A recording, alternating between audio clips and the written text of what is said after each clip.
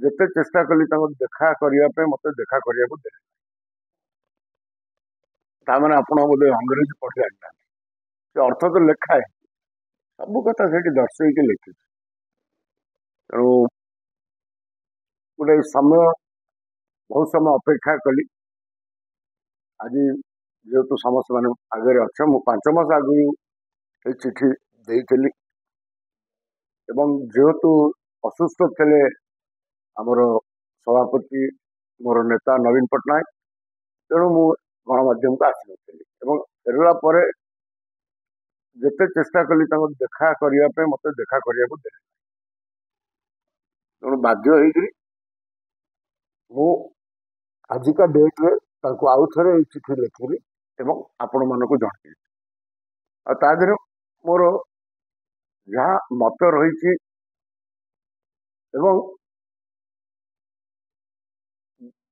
ସତ୍ୟ ଯୋଉଟା ଏବିକା ବିଜୁ ଜନତା ଦଳ ସାମ୍ନା କରୁଛି, ବାସ୍ତବିକ ସତ୍ୟତା ଯୋଉଟା ଅବିକା ଆମ ଆଗରେ ସବୁ ମୁଁ କହିପାରୁଛି, କାହିଁକି ମୁଁ ଟିକେ ସ୍ପଷ୍ଟବାଦୀ, କିନ୍ତୁ ପ୍ରତ୍ୟେକଟି ଦଳର କର୍ମୀଙ୍କ ମନରେ ଏଇ ଜିନିଷଟି ଅଛି କି ଆମେ କୋଭଳି ଭାବରେ ପରିଚାଳିତ, କିଏ ଏଇ ଦଳକୁ ପରିଚାଳନା କରୁ, ବିଭିନ୍ନ ପ୍ରଶ୍ନ ଅଛି।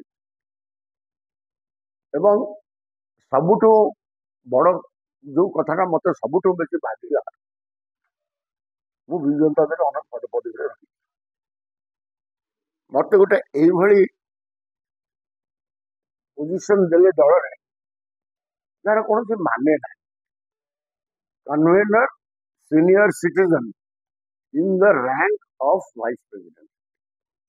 ତେଣୁ in the rank of vice president ମାନେ କଣ? ମୁଁ ଭାଇସ ପ୍ରେସିଡେଣ୍ଟ ନୁହଁ, କିମ୍ବା ଗୋଟେ ବ୍ୟୁରୋକ୍ରାଟିକ ପୋଷ୍ଟିଂ, ଯେମିତି ଗୋଟେ ନିରାମୟ ଯୋଜନାର ଥିଲେ ଆଡଭାଇଜର, ତାଙ୍କୁ ଦିଆହେଇଥିଲା ଆଡଭାଇଜର ନିରାମୟ ଯୋଜନା in the rank of secretary.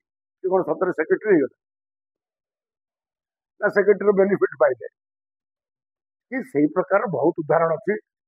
ଯୋଉ କର୍ପୋରେସନର ଯୋଉମାନେ ଚେୟାରମ୍ୟାନ ହୁଅନ୍ତି ତାଙ୍କୁ ଗୋଟେ କୁହାଯାଏ in the rank of state minister.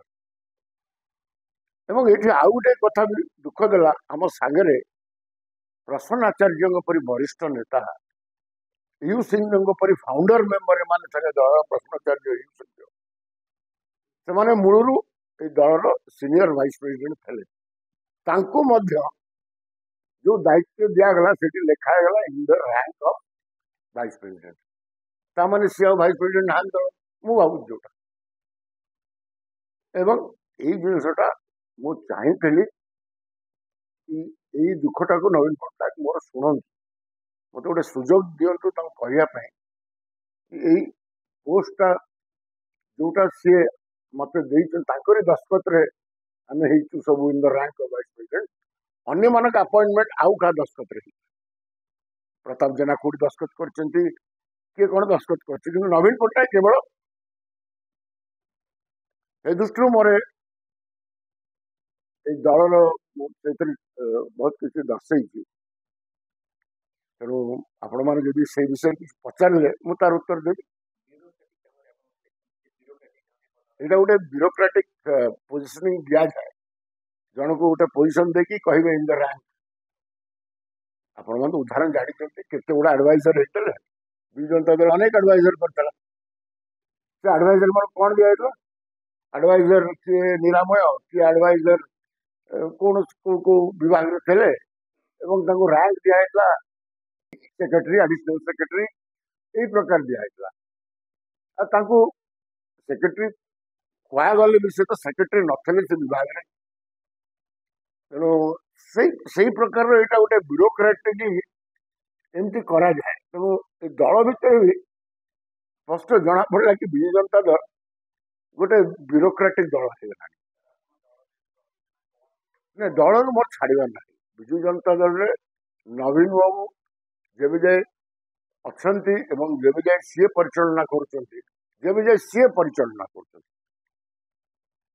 ଆଉ ଥରେ କହୁଛି, ଯେବେ ଯାଏ ନବୀନ ପଟ୍ଟନାୟକ ଏ ଦଳକୁ ପରିଚାଳନା କରିବେ, ଦଳର ନିଷ୍ପତ୍ତି ନେବେ, ସେବେ ଯାଏ ମୋର ବିଜୁ ଜନତା ଦଳ ଛାଡିବାର ହିଁ ନାହିଁ।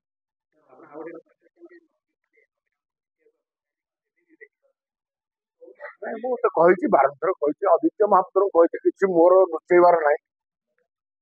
सब मु तो सीधा सड़क कथा होती नवीन निवास फोन कर मत आगे से ब्लॉक करागला मत कहले सार को देह यदि खराब अच्छे सार फेर मुझे देखिली सार गले देह भल कहला फिर गले बाय इलेक्शन कैंपेन करने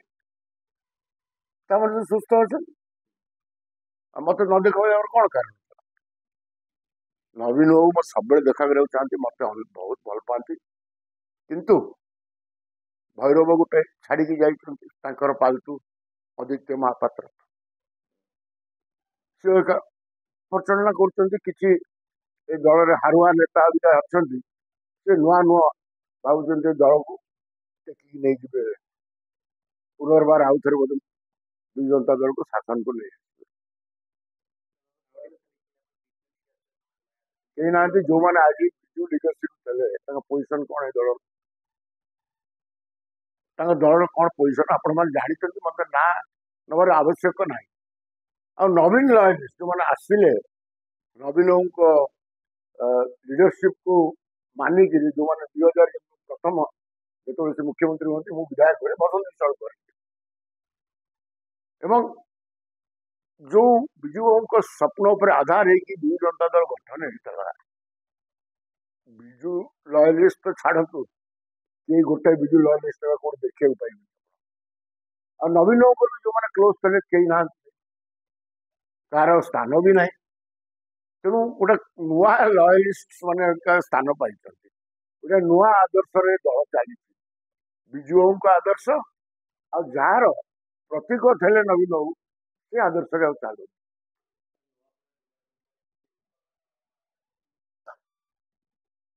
यहाँ मत पचार कथा नुह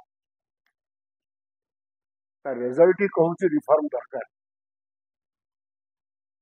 एत भूल निष्पत्ति ने गोटे से जिला बाहर लोक को देले किए से डिसीजन नेला मोर तो सन्देह अच्छे नवीन बाबू डिसीजन केवे नहीं